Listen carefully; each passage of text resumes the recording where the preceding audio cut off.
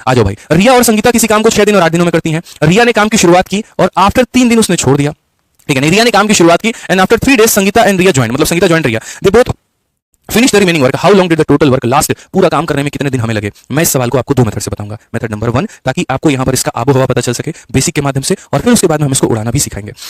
तो सबसे पहले रिया और संगीता 6 और 8 दिनों में काम करते हैं। तो रिया की बात करें तो 6 दिन और संगीता की बात करें तो 8 दिन। 6 और 8 का अगर हम एलसीएम लेते हैं तो हमारा मेरे भाई 24 आ जाएगा। 6 का 4 गुना, 8 का 3 गुना, बस बात खत्म यहाँ पे।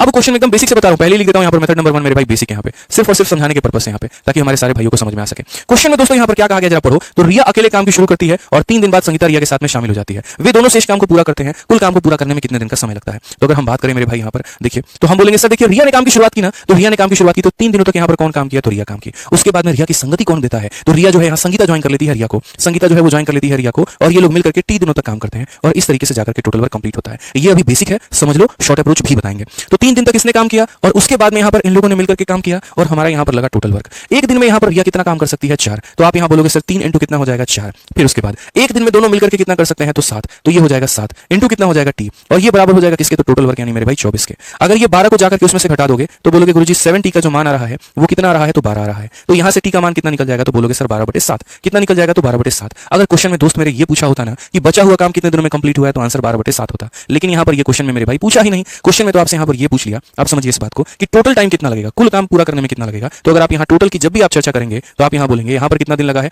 3 दिन, और यहाँ लगा है टी, टी का मतलब यहाँ हो जाता है 12/7। और जब भी 3 में 12/7 को जोड़ोगे, देखो ये तुम्हारा कितना, 7 इंटू 3 21। जैसे 12/7 को आप यहीं पर तोड़ लो, आप 12/7 को यहीं पर तोड़ लो, तो 7 से भाग करोगे तो 1 सही मेरे भाई 5/7 हो जाएगा, ठीक है। और 3 में अगर आपको यहाँ पर ये जोड़ना है 1 सही 5/7, तो एक मेरा सिंपल सा एक सजेशन होगा, और क्या होता है पता है, साइड वाला साइड वाले के साथ में ऐड हो जाता है। 1 और 3 ऐड होकर के 4 बना देते हैं और ये हमारा 5/7 आ जाएगा, यानी 4 सही 5/7। ऑप्शन नंबर कौन सा होगा, B for Baahubali, correct answer हो जाएगा।